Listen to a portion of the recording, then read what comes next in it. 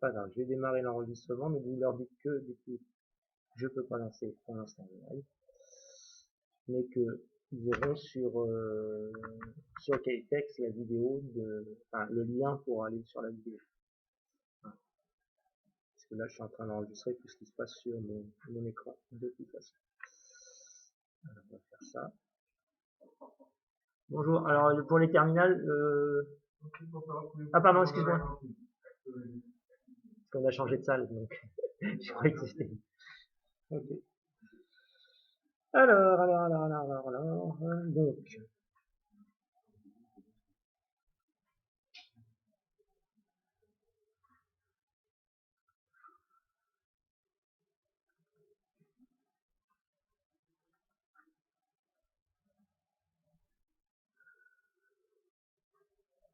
Alors, la dernière fois, nous étions le 5.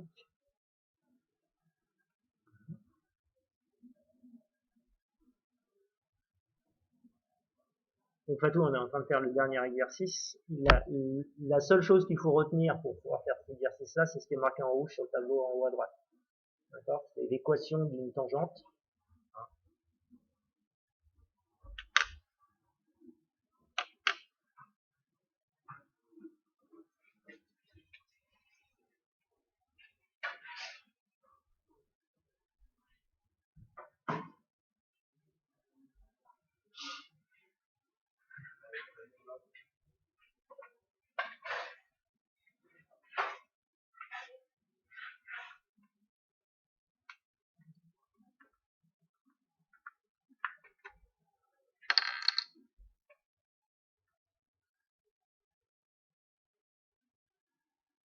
Alors, en attendant que Word se mette,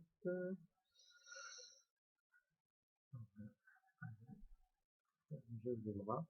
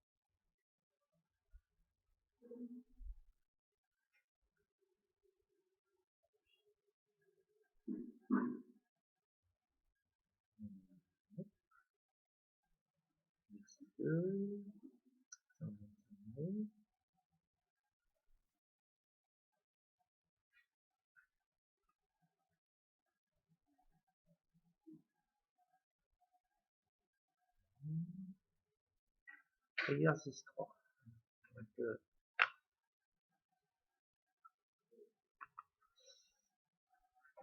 alors, ce que je vais vous montrer, c'est ce que j'ai expliqué tout à l'heure, tu n'étais pas là, Fatou, mais du coup, je vais leur expliquer. C'est l'histoire de qu'est-ce que c'est qu'une tangente, en fait. Voilà. Vous pouvez me redonner l'équation de la fonction x carré plus 3x moins 7.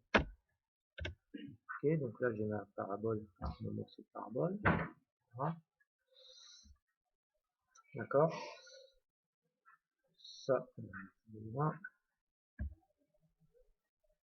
et ce qu'on veut, c'est la tangente en.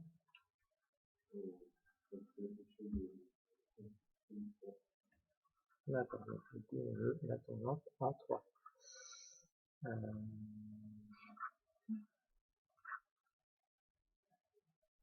Donc la tangente en 3, c'est en ce point-là.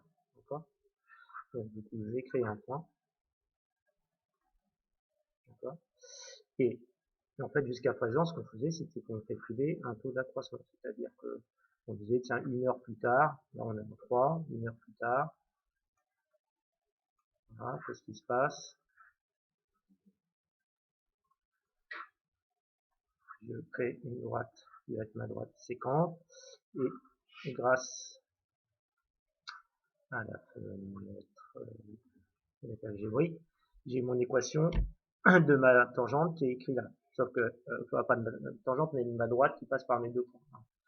Sauf qu'ici, c'est l'équation, c'est pas l'équation réduite, c'est l'équation cartésienne. On verra ça dans l'année. Donc je vais demander l'équation réduite. Et ici, le quotient directeur de ma droite qui est égal à 10. Ça veut dire quoi? Ça veut dire que le taux d'accroissement est de 10. C'est-à-dire que pour une heure, il y a une augmentation de 10 unités. Alors, je sais pas si c'est des bactéries en milliers de bactéries. Et ben en une heure, on a une augmentation de 10 milliers de bactéries. Maintenant, je vais retirer ce point-là parce que je voulais vous faire autre chose.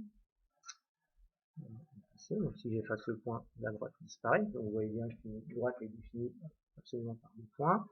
Je vais créer ce deuxième point B comme étant, ah oui, il faut que je crée un curseur.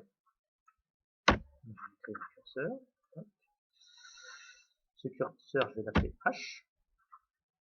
Et H, je vais le faire varier de 0 à 5. Voilà, avec un incrément de 0,1. Ok. Donc ici, ce curseur, si je le bouge, c'est un nombre hein, que je fais varier. Il peut être égal à 0, mais il peut être égal à 5. D'accord? Donc là, dans le cas que j'ai mis précédemment, ça veut dire que H est égal à 1. Je l'ai mis une heure plus tard. Donc ici, je vais créer un point B dont l'abscisse est celui du point A. Donc je pense que c'est le point A. C'est le point A. Donc l'abscisse du point A. Donc l'abscisse du point A, ça se met. Alors je crois que ça se met comme ça sur le bras. À vérifier. Donc je prends l'abscisse du point A plus la valeur de H, ce qui fait que ça va me donner les coordonnées, enfin l'abscisse du deuxième point, auquel je mets l'image par F de XA plus H. Ah oui, non, je vais pas le mettre comme ça, c'est XA, en espérant que ce que je suis en train de faire, voilà. J'ai oublié l'égal, parce que je suis en train de travailler sur des calculatrices, sur les tableurs et tout ça, donc les syntaxes sont très différentes. Voilà. Il a réussi à me créer un deuxième point. Alors ici c'est mon point B, je vais afficher l'objet à mince. C'est l'étiquette que je vais afficher. Voilà, donc ça ne met plus devant. Voilà, et là je crée ma droite.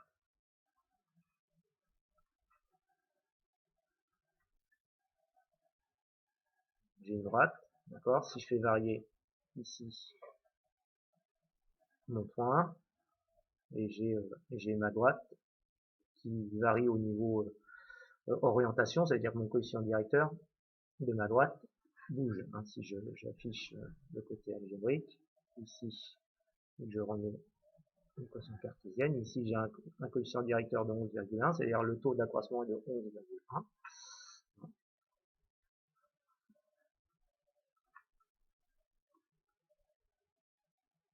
Voilà. Mon curseur, je ne sais pas ce qu'il est devenu, il a disparu. Voilà. Oui, je libère, il est fixe. Donc là, si je fais bouger donc ce curseur-là, et que je fais en sorte que H tende vers 0. Hein. Du coup, on a vu, si H tend vers 0, on va avoir un taux d'accroissement, et si je cherche sa limite donc de ce taux d'accroissement quand H tend vers 0, je vais trouver le nombre dérivé.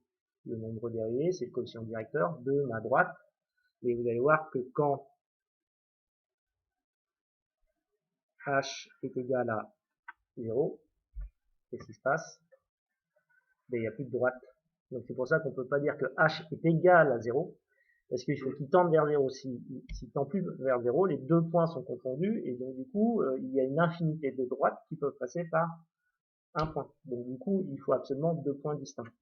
Donc du coup, c'est pour ça qu'on va tendre, voilà. Là, j'ai mis h égale à 0,1, donc on va dire que c'est proche de 0, et j'ai ma droite qui apparaît. D'accord. Ici, si je change mon curseur, propriété, ici je vais mettre 0,1, et comme incrément, je vais mettre 0,01, donc 1 centième. Voilà, donc j'ai mon curseur ici qui varie de 0 à 1 de centième en centième. Donc ici, j'ai 1 centième. Qu'est-ce que vous remarquez? Ben, vous avez l'impression qu'il n'y a qu'un seul point. D'accord? Pourtant, il y en a deux. Alors, ce qui m'embête, c'est qu'il n'a pas affiché le point, enfin, l'étiquette. Voilà, l'étiquette est là. Donc finalement, j'ai deux points qui ont l'air d'être confondus, et pourtant j'ai une droite. Donc c'est ce qu'on va appeler du coup une tangente. C'est-à-dire qu'en fait, une tangente, ça n'existe pas. Ce qu'il faut imaginer, c'est comme si h était vraiment égal à 0. Donc c'est vraiment comme si les deux points étaient confondus. Mais en réalité, si on zoome,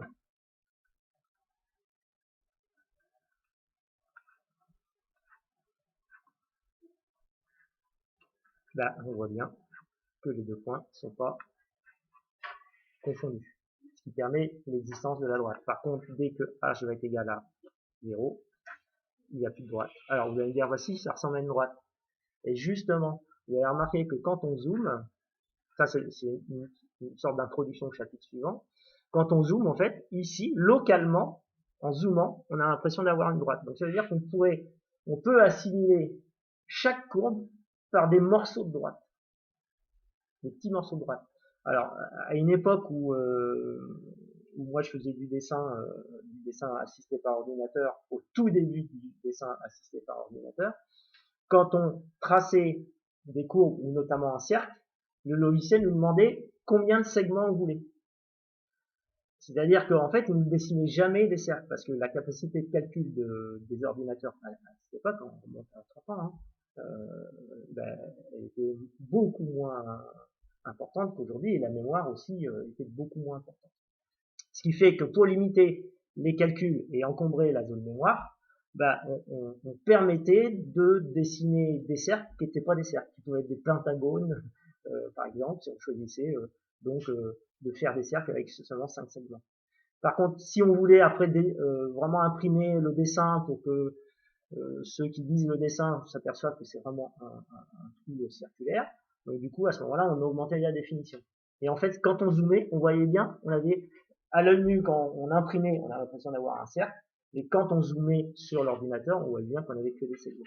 Donc en fait, quand vous voyez des segments ou des courbes, en fait, en réalité, l'ordinateur, c'est des pixels. Les pixels, ils ont forcément une dimension, et donc du coup, c'est en fait des morceaux de segments.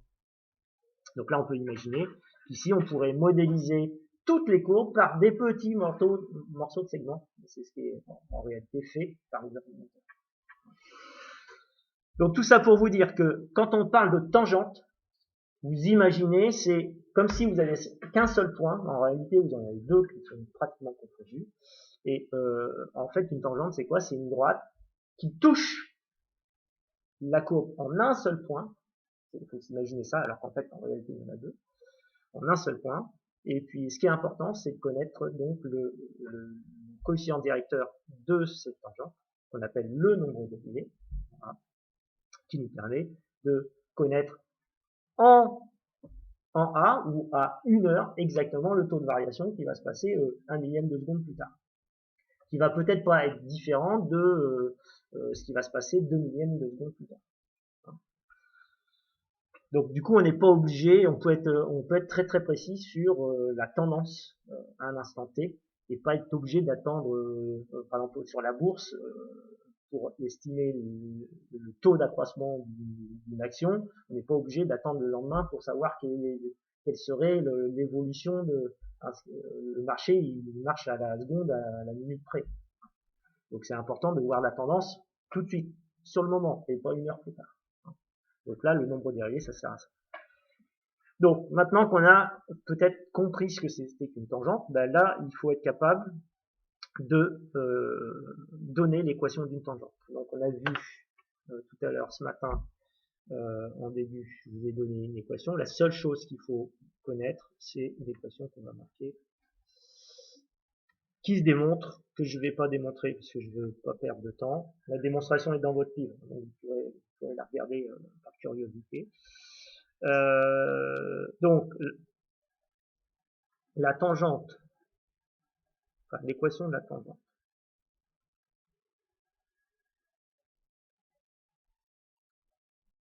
Alors je vais faire comme on a l'habitude, enfin, j'ai l'habitude de faire, c'est à chaque fois que c'est du cours, je mets on sait que.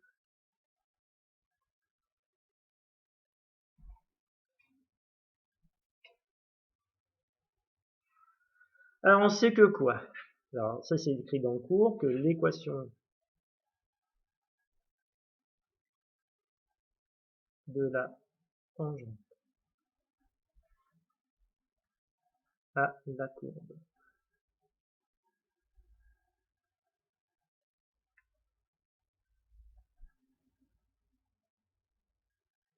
en un point d'abscisse. Alors moi, moi ma définition, je mets toujours en un point d'abscisse A. Dans le cours, ça sera tout simplement marqué l'équation de la tangente à la courbe en A. Mais le problème, c'est qu'il y a beaucoup d'élèves qui ne comprennent pas ce que c'est que ce A. Donc, A, ce A-là, c'est l'abscisse d'un point de la courbe. D'accord? Donc, l'équation de la tangente à la courbe en un point d'abscisse A est y égale f' de A, c'est-à-dire le nombre dérivé qu'on a appris à calculer grâce à la limite du taux d'accroissement, fois facteur de x moins A plus f de A. Donc ça, à connaître par cœur.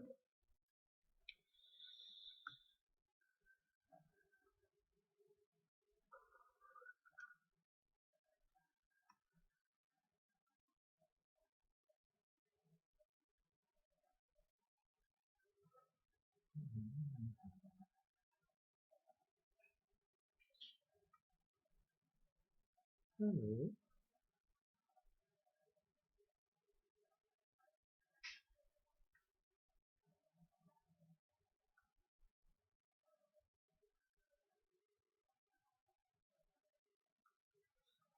Ça,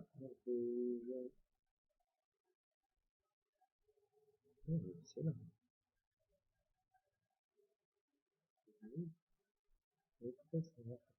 Voilà. Donc ça connaît par cœur. Vous l'encadrez, vous le surlignez, vous le mettez sur votre lampe de chevet, au plafond, dans les toilettes, si vous êtes à la maison. Mais il faut l'apprendre. Donc là, normalement, vous ressortez de ce cours-là, vous l'apprenez par cœur. Donc faites l'effort mental de retenir cette formule-là. D'accord? Je vous interrogerai durant l'heure à n'importe quel moment. Donc, je vous laisse 1 minute pour faire l'effort de l'apprendre. Et je vous interrogerai. Et normalement, vous allez ressortir de là. Donc maintenant, il faut savoir l'appliquer. Donc maintenant, ici, on demande quoi? On demande l'équation de la tangente au point d'abscisse 3.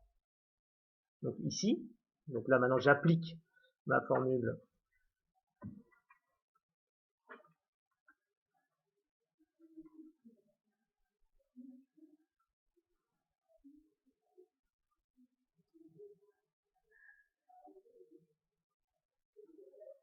Donc ça veut dire que je veux y égale f' de 3, pardon, jusqu'à c'est 3. Donc A.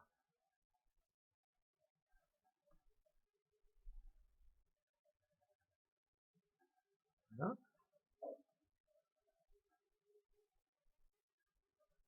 3, on a dit.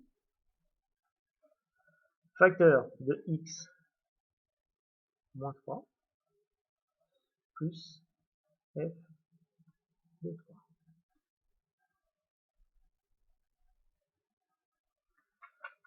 Ok? Donc ça, c'est pas compliqué. Après, ce qui est compliqué, c'est de calculer f' de 3 si on ne nous donne pas. On verra dans le chapitre suivant que finalement, c'est assez facile de le calculer à condition de...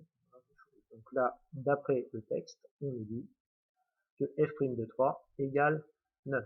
Donc, c'est-à-dire que l'avantage, c'est qu'on me le donne, c'est-à-dire que je peux remplacer ici par 9. Mais je vais avoir besoin de l'image de 3. D'accord? Donc, je vais le faire à côté avec f de 3 qui est égal à... Alors, il faut reprendre l'équation. Donc, on a dit c'est x carré, hein, c'est ça? Donc, ça fait 3 au carré, plus 3 fois 3, et c'était moins 7, c'est ça? Moins 7. D'accord? Donc, ça veut dire que on peut dire que f de 3 est égal à, donc 9, plus 9, 18, moins 7, 11. D'accord? Donc ça vaut 11. Donc ça veut dire qu'ici, je peux écrire que l'équation de la tangente est égale à f' de 3 qui vaut 9, facteur de x moins 3, plus 11.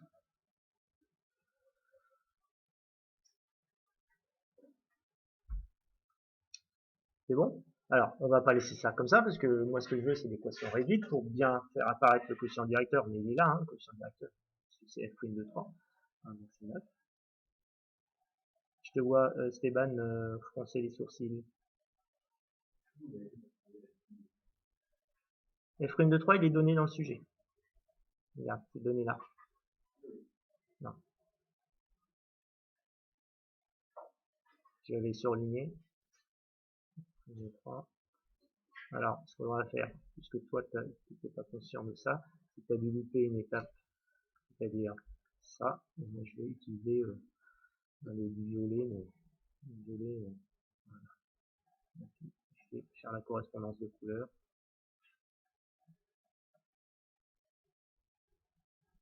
Voilà, donc c'est 9. Ok. J'ai encore pas pris une certaine précaution, donc je vais pas pouvoir changer. Voilà, je vais faire là. Y égale, alors 9 fois x, ça fait 9x. Ensuite, j'ai 9 fois moins 3 qui donne moins 27. Moins 27 plus 11 qui va donner non, 16. Moins 16. Hein, moins 16. Ah, si vous avez du mal avec les... Vous faites 11 plus 16. 11 plus 16, ça fait 27. Donc du coup, on a dit moins 16. Voilà l'équation réduite qu'on m'a demandé. Ce qui me permet, quand on a cette équation-là, éventuellement de dessiner cette droite sur la courbe. On verra que ces notions-là, elles sont importantes. De savoir dessiner une tangente, ça peut être important. Donc, pour pouvoir dessiner une tangente, il faut connaître son équation. On peut, grosso modo, la dessiner, hein, l'estimer, mais c'est pas le mieux. Ensuite, j'ai pas pris la précaution qui s'imposait, donc du coup, je vais obligé de faire. Je pense que je vais pas pouvoir changer les pages. Ouais. Alors ensuite, on vous demande de le point S, donc on vous donne un point de coordonnées 10, 80, appartient-il à cette droite? Donc on a une équation.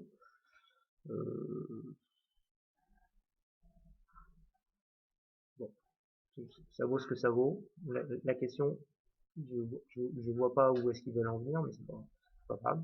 Il faut savoir le faire, c'est des choses qu'on a appris en seconde normalement. Sauf que du coup, je vais obligé de faire un truc que... Voilà.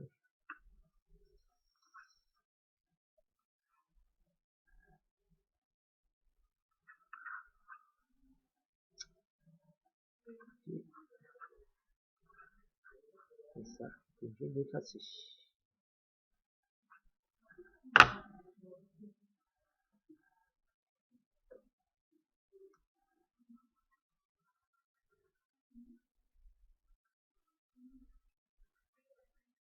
Vous vous souvenez comment on fait pour savoir si un point appartient à une droite?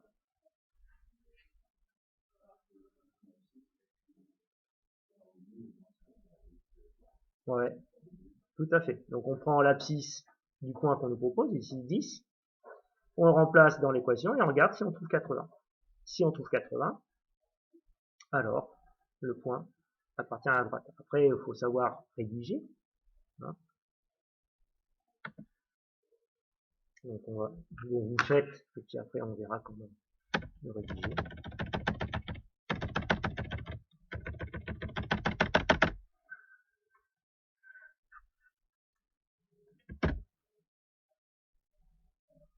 Ah bon.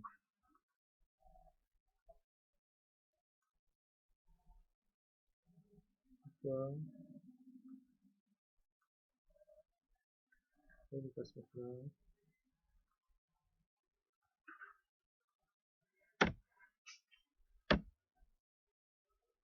Bon, il faut se mettre là. Ah, alors, c'est au niveau de la rédaction.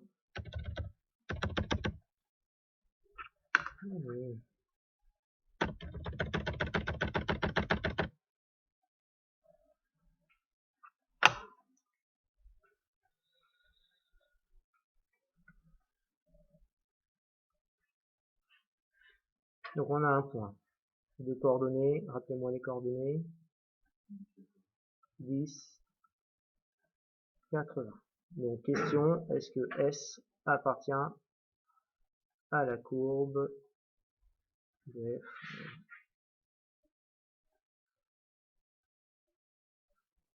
Voilà, ça c'est ma question. Donc on sait que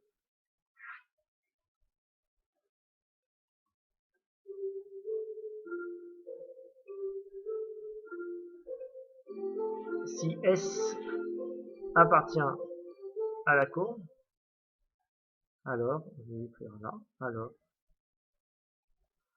ces coordonnées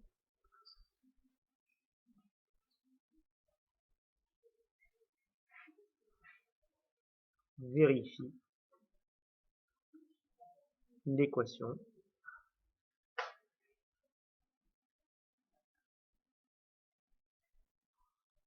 YS, donc c'est-à-dire l'abscisse du point S, enfin l'ordonnée du point S, va être égale à quoi?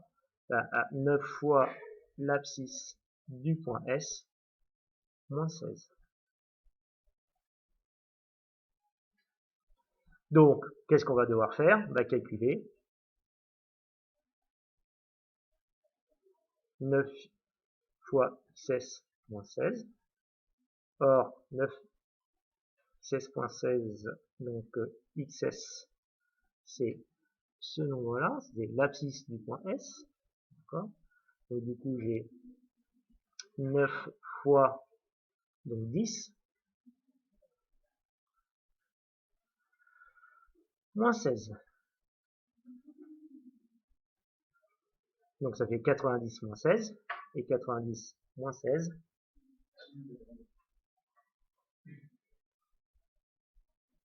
74.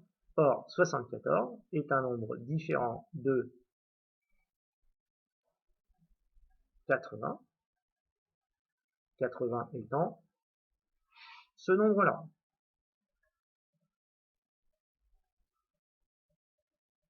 D'accord? Donc ça veut dire que 9x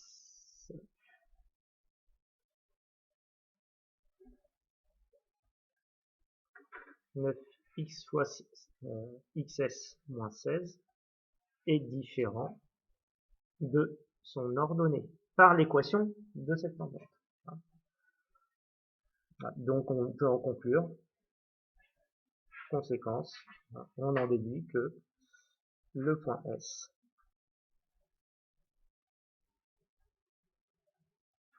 n'appartient pas à la courbe. C'est pas la courbe, hein, c'était à la droite. Voilà. Tout à l'heure, j'ai dit, c'est pas le point S appartient à la courbe. Hein. Vous m'avez laissé dire une bêtise. Je crois que la question c'est est-ce qu'elle appartient à la tangente, à la droite, à l'axe droite. Donc la droite, on va l'appeler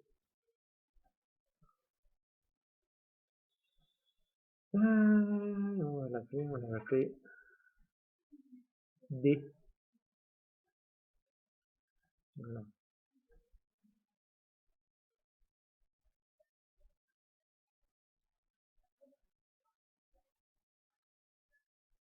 Avec D qui a pour équation, donc là on a dit 9 fois x moins 16. Donc là c'est pas appartient à la courbe, mais appartient à... Voilà. Donc toujours partir sur ce qu'on connaît de notre cours. Alors, il y en a qui, quand on fait on sait que, ils l'appliquent directement. Hein, c'est-à-dire que, comme moi je viens de le faire, j'aurais pu très bien faire donner la formule du cours qu'on se souvient forcément pas parce que quand on est en première, on se souvient pas exactement de la formule de. Moi, j'aurais pu dire si un point A appartient à la droite, alors ses coordonnées vérifient l'équation YA, etc. Autant l'appeler S tout de suite, comme ça, on a pas la transition se fait très très bien. J'ai remarqué, alors c'est peut-être le cas sur vos copies, mais je pense pas parce que vous avez une bonne note.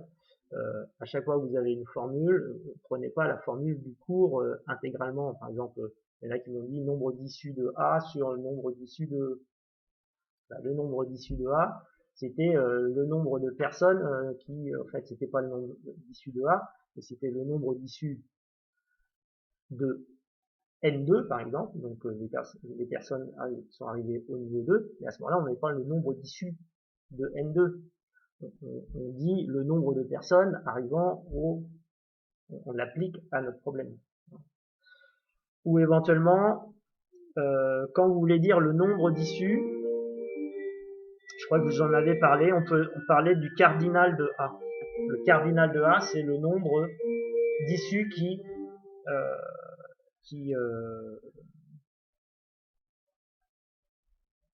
on met le nom. Donc le nombre d'issues de A en fait, hein, qui réalise l'événement A. Donc ça vous verrez peut-être dans certains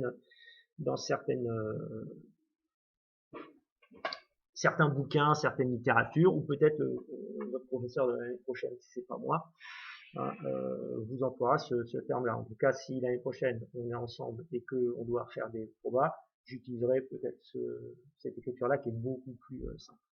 Voilà, c'était juste pour vous dire, attention, quand vous avez des formules ou des définitions, etc., essayez de les appliquer, de les plaquer sur l'exercice qu'on est en train de traiter. Donc là, on a fini le chapitre. C'est tout ce qu'il faut savoir, c'est savoir calculer un taux d'accroissement. D'accord?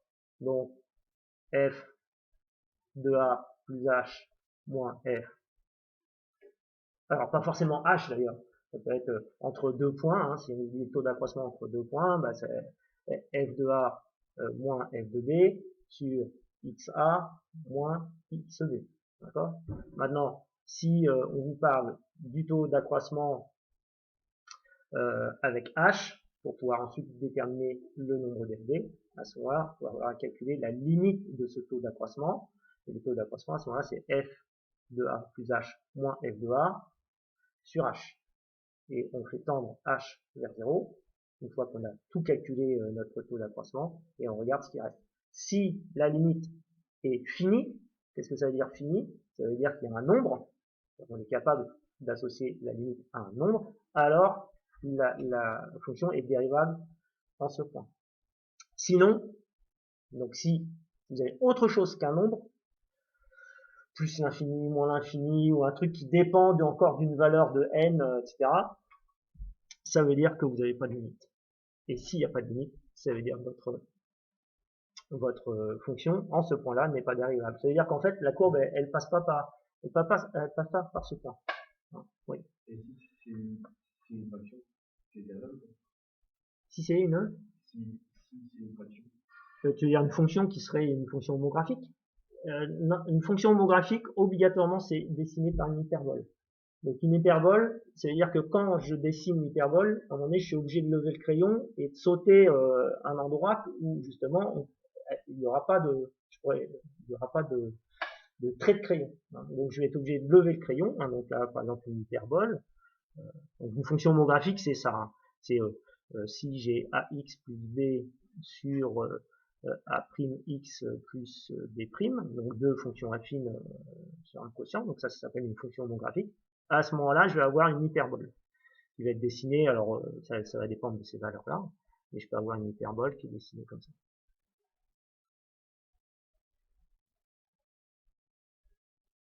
Et en fait, ici, ça se voit pas, mais il y a ce qu'on appelle une asymptote verticale. On a vu cette notion d'asymptote. En fait, une asymptote, c'est un mur infranchissable. Mais c'est un mur sur lequel on se rapproche. Vous voyez, cette courbe-là va se rapprocher, mais jamais franchir ce mur. Et là, c'est pareil. Si on va plus haut, en fait, on va avoir une courbe qui va tutoyer cette asymptote sans jamais la franchir. C'est-à-dire qu'en fait, en A, ici, admettons que ici, on a une droite d'équation x égale A. Donc ici, j'ai A. D'accord? Ben, notre fonction, graphiquement, on voit, elle n'est pas dérivable en A.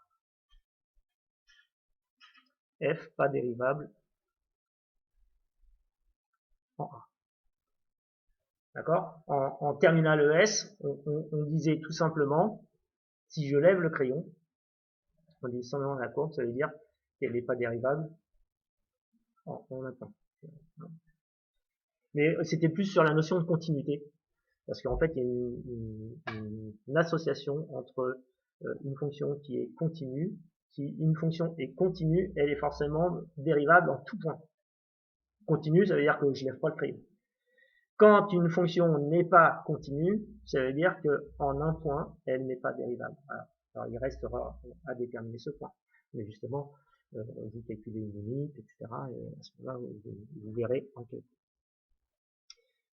Voilà. Donc le chapitre est clos. Après, on peut multiplier le nombre d'exercices. Donc, même principe, vous prenez votre livre, vous prenez tous les exercices numérotés verts qui sont exactement copier-coller de ces exercices-là. Après avoir réétudié ces exercices-là, pour vous évaluer en disant, tiens, je sais faire, je sais pas. Donc, il y aura une évaluation, alors, comme là, de toute façon, c'est les vacances la semaine prochaine, je vais pas pouvoir voir les deux groupes, parce que si je fais une évaluation le vendredi, pour ceux qui étaient en distanciel, après, hein, si je vous revois le vendredi d'après. Donc, je pourrais faire un petit contrôle là-dessus. Mais j'ai envie de dire, ce chapitre-là, en fait, avant, on faisait qu'un chapitre. Donc, ce chapitre-là, plus celui qu'on va faire. Donc, on peut très bien se dire, voilà, ce chapitre-là, je l'englobe dans l'autre chapitre, et on fera un devoir. Voilà. Et à la rentrée, éventuellement, je vous ferai un petit contrôle là-dessus. Parce que l'autre chapitre, il y a du boulot. Ça, grosso modo, ça, c'est de la gnognotte. C'est-à-dire qu'en fait, la notion est compliquée à aborder, mais finalement, les calculs sont pas, ouais, pas compliqués. C'est long, hein, quand on a vu calculer la limite d'un taux d'accroissement, il y en a qui disent, ah, faut faire tous ces calculs-là, mais il faut faire toujours ça. Ah oui, si on vous le demande, oui. C'est long, mais c'est pas dur parce que la plupart du temps, on l'associe toujours à une fonction de second degré. Donc du coup, application d'une identité remarquable. Donc après, il faut pas se tromper sur une identité remarquable. Et puis après, il faut savoir simplifier. Voilà. Donc faut être rigoureux, pas aller trop vite, pour éviter de faire une petite erreur qui fait qu'à la fin, de toute façon, une petite erreur quelque part, à la fin, votre résultat est fait. Donc dans le chapitre suivant, donc là, je vais l'enregistrer. Et puis je vais voir si je peux à nouveau me connecter. Ouais, ça arrive hein, des fois. Enregistrer sous. Allez. Là, il y a du soleil.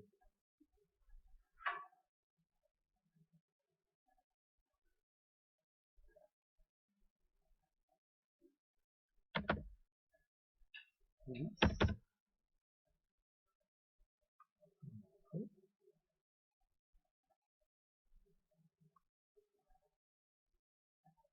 Donc ça, ce document-là, c'est le document complet de tous les exercices, des 3 exercices qu'on a fait. Donc il sera dans votre cahier texte si vous voulez le récupérer en couleur, etc. etc.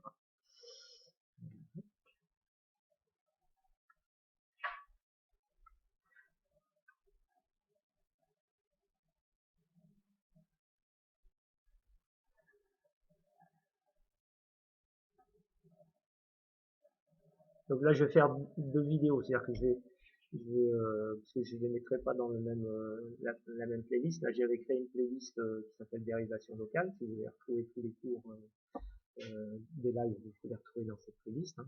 Parce qu'à chaque fois, je vous mets un lien, vous avez juste à cliquer dessus, mais en réalité, ça vous renvoie à une playlist. Hein. Voilà. Là, je vais